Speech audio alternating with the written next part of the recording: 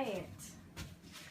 Hello everyone. So this video is gonna be about how to organize I guess yourself in the classroom and just random things that I've learned from my partner teachers. So again, sorry, my introduction. My name is Jessica Rowe and I teach English to elementary and junior high students in Kyoto, Japan. And I'm making these videos because, in case you're curious what the job is about or how to organize yourself as a teacher, just research or whatever. So anyways, I hope this helps you because it definitely helped me when I learned this from my teachers. So, okay, now the first thing I want to show you guys is these. Now, every classroom has a whiteboard or a chalkboard, and that means that you can use magnets galore. So the one thing I've learned is magnets are your best friend, especially if you're going to multiple classrooms. You can just put it on and take it off, no problem. So anyways, these are cards that have different things on them, different activities and things. Now, I got this idea from a teacher who teaches junior high school, and the first thing she would put up is, today is about. The reason I had to cut this is so I can put it in my backpack without it poking out, so that's why it's cut, but usually this is one solid piece, and this way you can give your students like the main goal of the day, what they need to know. So today is about, and then you can either write it or you can make your own card to put over top. So that's that.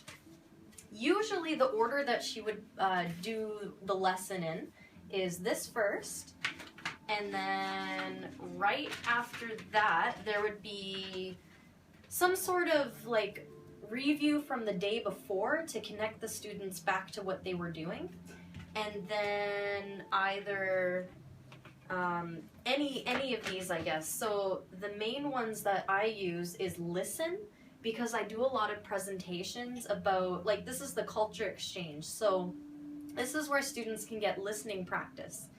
And then there's speak, if the teacher makes a script for them to speak, this is kind of it. And they also, like, you can use any of these. We also have write, so if they need to write anything, that's there. We have read, so if they need to read any materials. We've got worksheet, so if there's a very particular worksheet that you know the students have to work on, you can put this up. And then there's there's a bunch. So we have, watch. Watch is if we have any movies, or you can usually maybe put these two together, because if you have a presentation or something, you can do that. Or if the students have to do a presentation, you can have this. There's activity, so, you know, activity. And game. So this one is really fun. I usually use this around the holidays when we do like a Halloween game, Christmas game, that kind of thing. And, there's one here that I totally forgot to show. This is the first one that we would put up after the review of the day before. So the warm-up. And the warm-up could be anything and everything that you need.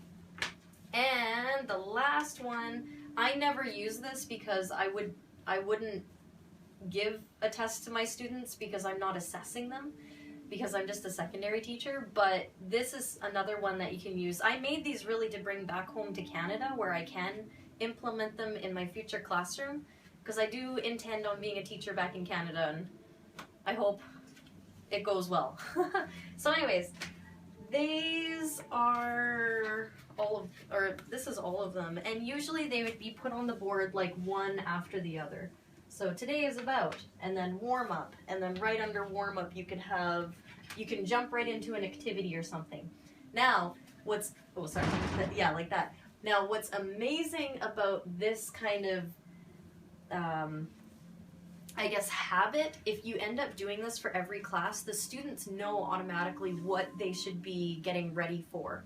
So if they see that a worksheet is coming up, they'll get their pencils and stuff ready, right?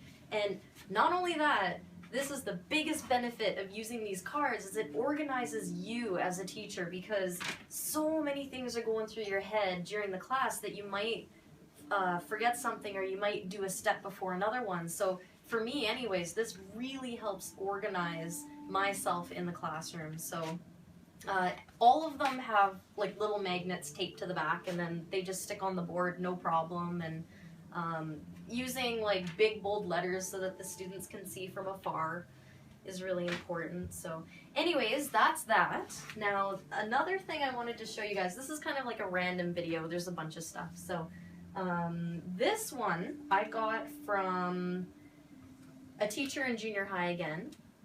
Now every junior high classroom that I've been in always has, I guess, like a sheet in the back of the classroom that has the list of the students in that class.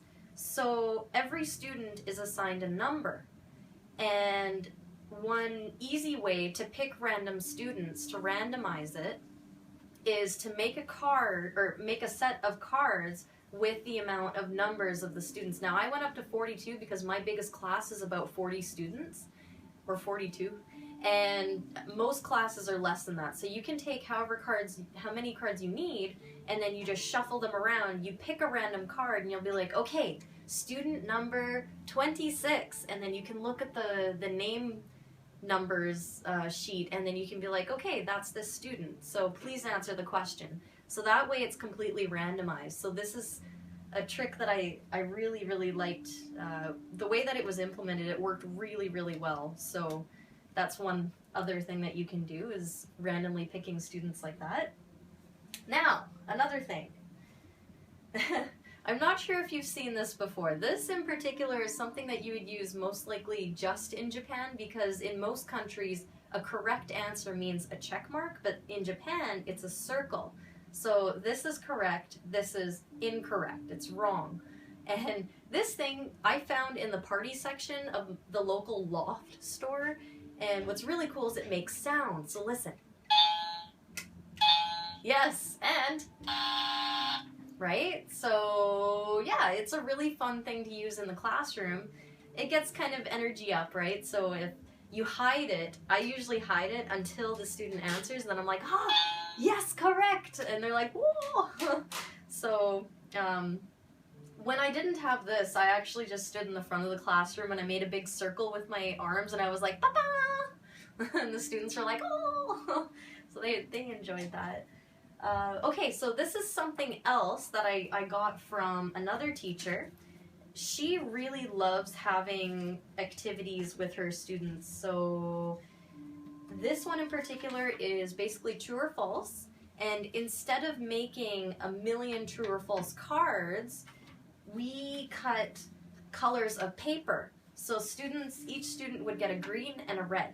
And then that way they can just vote. You ask the question and they pull the paper up. So green is yes or true, and red is false. So a random question could be like, in Canada, students only have to go to school up to grade 6 or something, which is false. So students would be like, ah. And this way they don't really need to say anything, and you can have a visual to see who gets the question, who doesn't. Also, these are usually used after I do a presentation. So I have a PowerPoint about all this information, and then after there's a fun quiz with true and false questions, and that's when these would be implemented.